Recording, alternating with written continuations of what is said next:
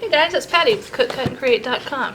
And today, to start off our recipe box for Cook, Cut, and Create, we're starting with a recipe found in the early 2017 issue of Taste of Home's Most Requested Recipes of 2017. If you flip to page 25, you're going to find this beautiful looking ravioli lasagna. It has 4 ingredients.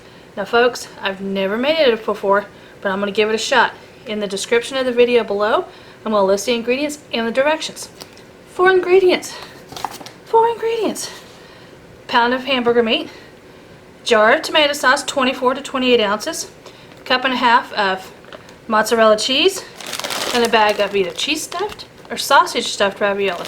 Now I'm going to go over here and I'm going to brown up the ground beef, and I'll be right back. Okay guys, I'm back. I've ground my ground beef, 1 pound of ground beef, browned it very well and drained it very well. Cup and a half of my mozzarella cheese with the half cup, and then a cup because you're going to be putting the half cup in first. Your choice of ravioli, either cheese stuffed or sausage stuffed. They recommend a 25-ounce bag. All I could find was 24-ounce. Go figure. Jar of spaghetti sauce, your choice, whatever you would like.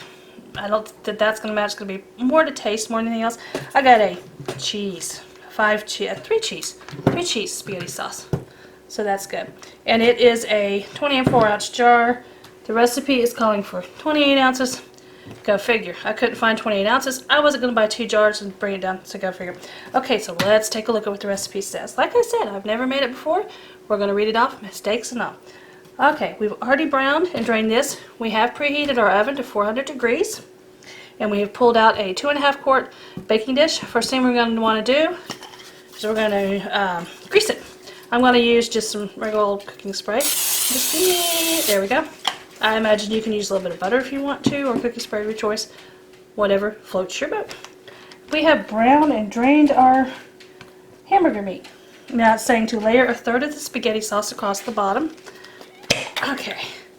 1/3. Well, okay. I'm just going to do this. And there we go. That's maybe more than half. Oops, but that's okay. I'll deal. Next, we're going to cover it with half of the ravioli and half of the beef. So let's go ahead and open up our ravioli here.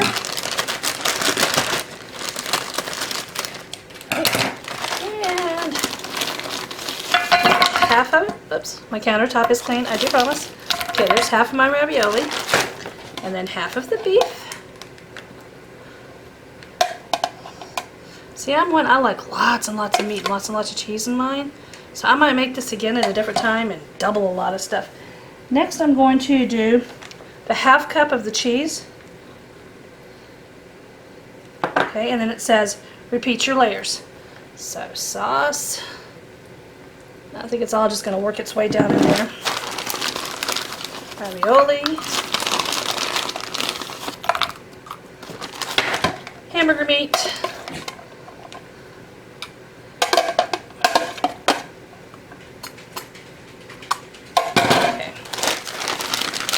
The ravioli on top of there.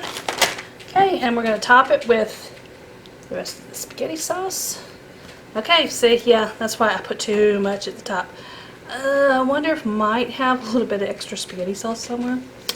Don't know, but here's what I'm going to do. I'm just going to go with what I have. I'm just going to go ahead and spread it out a little bit. Like I said, this is all about mistakes and all. I've never made it before. And then we're going to top it with the rest of the cheese we have.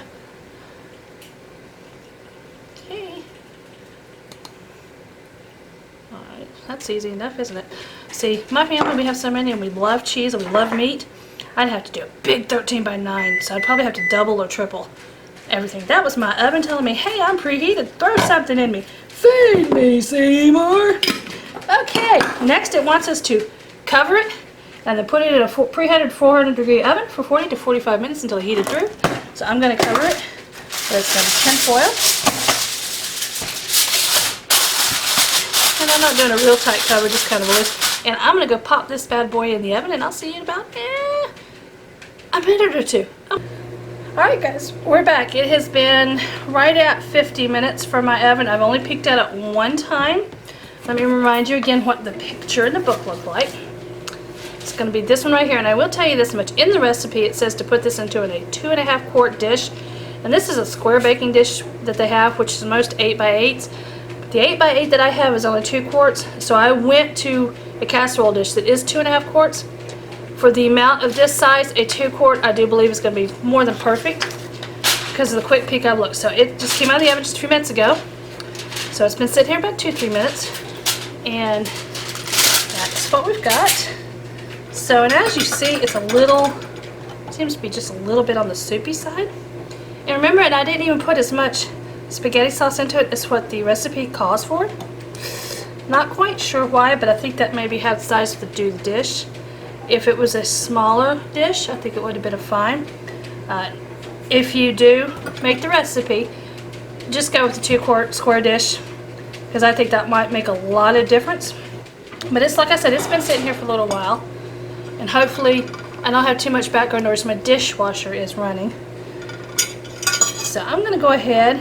I probably could have left this for a few more minutes, but it was smelling really, really good, and I'm kind of hungry. So I'm just going to take, and I'm just going to go right down into the middle here. Oh, yeah. Looky there. Look at the steam coming off of it. Okay. Now, I don't know if I'm going to like it, but I probably will. And I think I would probably leave it in there just a few extra minutes, just simply because I'm looking and seeing that the cheese, still you can see the string and stuff. But what bugs me just a little bit is the amount of soupy sauce. But like I said, they may have to do with the size of the baking dish. The recipe did say a 2.5 quart dish. My 2.5 quart is is this one right here. So it's a rectangle. I have a square one that's an 8x8, but it's only 2 quarts. So I was following the recipe, you know. What can I say? I should have followed the recipe, put it into an 8x8. But so I recommend, if you're going to do it with these ingredients and such, just go ahead and put it in a square 8x8, whether it's 2 quart or 2.5 quart. Don't think that's going to matter, because the soupy stuff I think would soak down into everything a little bit more. So I'm going to tell you, it smells pretty good. And I am one, when you cook, do not put any seasoning on something until you taste it. Typically with a pasta dish, you'll put Parmesan cheese or something on it. But I actually want to get a taste of this before any kind of seasoning is added to it. And like I said, I love meat and cheese, and there's not really that much meat and cheese in here for me. But let's see what we've got here. Tell you, let me grab a knife.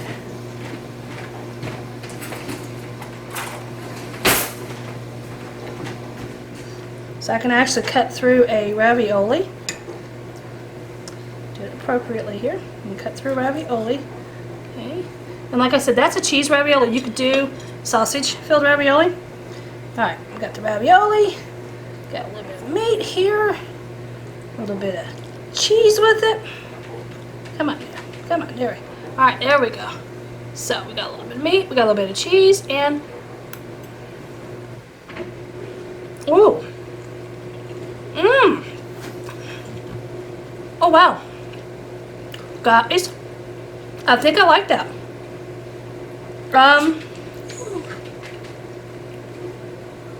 I think I would rather do the sausage in the ravioli than the cheese.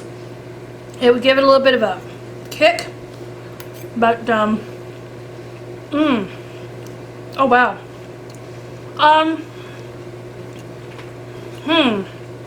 Guys, this is pretty good. I have to say, this is pretty good. Just the meat is great, but as a whole, that's pretty good. Now, I will say this, because these are round ravioli, not square ravioli. We're going to look at the picture again. And as you can see, these are square ravioli they have here, and these are the rounded raviolis. And I would say if you use the square dish, even if it is just 2 quarts, all your sauce and stuff is going to work down into the meat, into the cheese. But I will say, first instinct, I like this. A couple of things that I personally would do different. We love pastas. We love meats and cheese dishes. I would do a 13x9 dish, and I would probably triple the amount of ingredients. If you're only feeding 2 or 3 people, go ahead and go with the smaller 8x8 dish, and it's probably going to be perfect. You might, if you love a lot of meat, do a 1.5 pounds of meat. Maybe have some extra cheese on hand to throw into it if you want. But yeah, I think it works for me. So I think this is a winner for me. One to throw in the recipe box. So folks, this is Patty with Cook, Cut, and Create. Catch me next time when I'm either cooking something, cutting something, but most definitely creating a mess. See you next time.